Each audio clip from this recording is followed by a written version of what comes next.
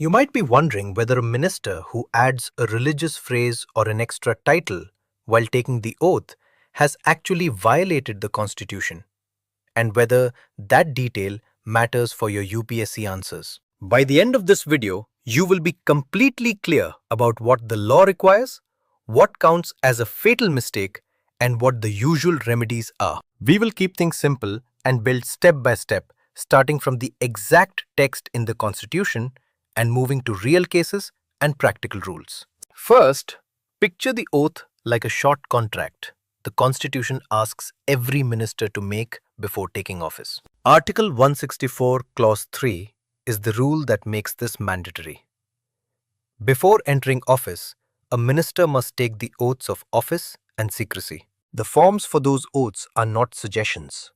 They are printed in the third schedule of the Constitution and set out the exact words to be used. Imagine the third schedule as the official script for a play. The actor can choose tone, but must speak the lines. The oath of office asks the minister to bear true faith and allegiance to the Constitution, uphold sovereignty and integrity, and discharge duties faithfully and conscientiously. The oath of secrecy promises not to reveal matters that come to the minister in the course of official duties, except as required for the job or by law. The third schedule even allows a choice between swearing in the name of God or solemnly affirming. So religious wording is already anticipated in that choice. So where does the trouble begin? When words are added, when the governor stays silent, or when a key phrase is dropped entirely. The law distinguishes between descriptive additions and material deviations, and that difference matters a lot for legal validity. Descriptive additions are things like saying Deputy Prime Minister or adding a short dedication. If the main oath words remain intact, courts have often treated those additions as non-fatal. Material deviations, by contrast, are omissions or alterations of the substantive text that change what the minister promised. Those can render the oath constitutionally defective. The person who administers the oath, normally the governor, has an important duty here, because the governor must administer the prescribed form and can interrupt if the minister deviates. Think of the governor as the stage director who must stop the actor and ask them to repeat the correct line if they forget or change a key sentence. Practically, once the governor administers the oath and the secretary attests that the form was followed, the oath is usually treated as duly taken and it becomes difficult to challenge later. Let's look at two short, clear examples that UPSC answers love to quote for illustration. In 1990, Devilal was sworn in with the title Deputy Prime Minister mentioned, and the Supreme Court said that the descriptive title did not vitiate the oath as long as the substantive promises remain. That judgment shows that courts look at substance over a few extra words that don't change the promise to the Constitution. By contrast, a 2012 incident involving Azam Khan showed how omissions matter. He had to retake the oath after missing the office oath and taking only secrecy, and the error was corrected by re-swearing. Those two cases teach a practical rule you should remember for both exam answers and real administration.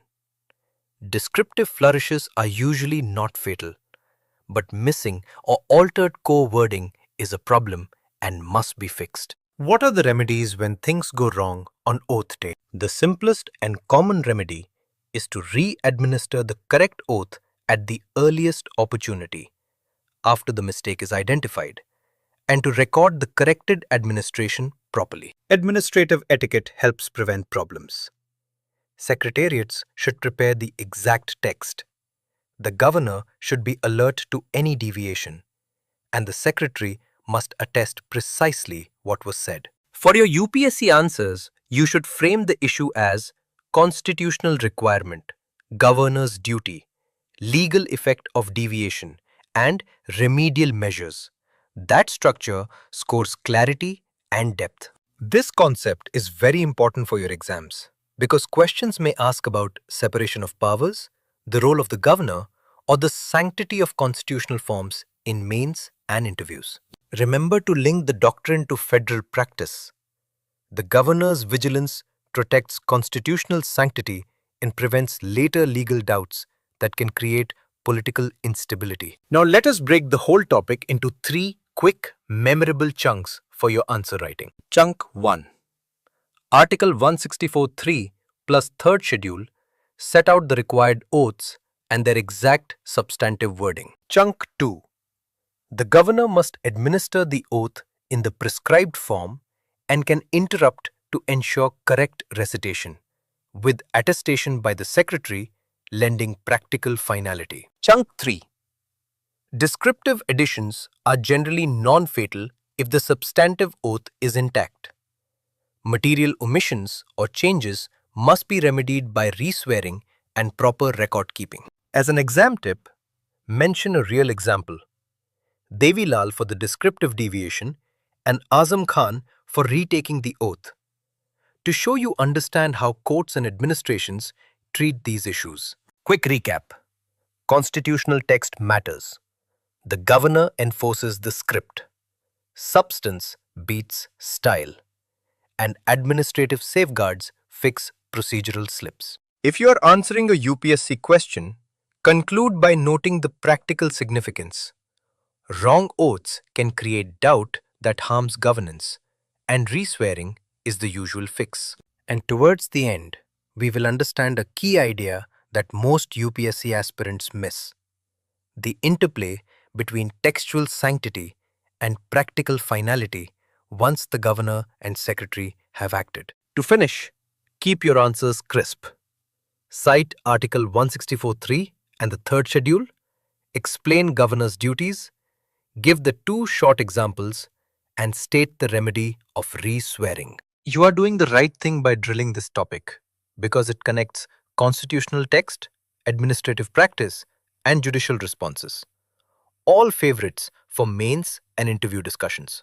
If you want more model answers and a checklist for writing about oaths and swearing in controversies, continue learning with EduRev for downloadable notes and practice questions. Keep practicing these short building blocks, and you will turn this tricky-looking topic into a clear, exam-ready point in your answer bank. Thanks for listening, and remember, focus on the substance of the oath, the governor's role, and the simple remedy. That framing will keep your answers sharp and legally accurate.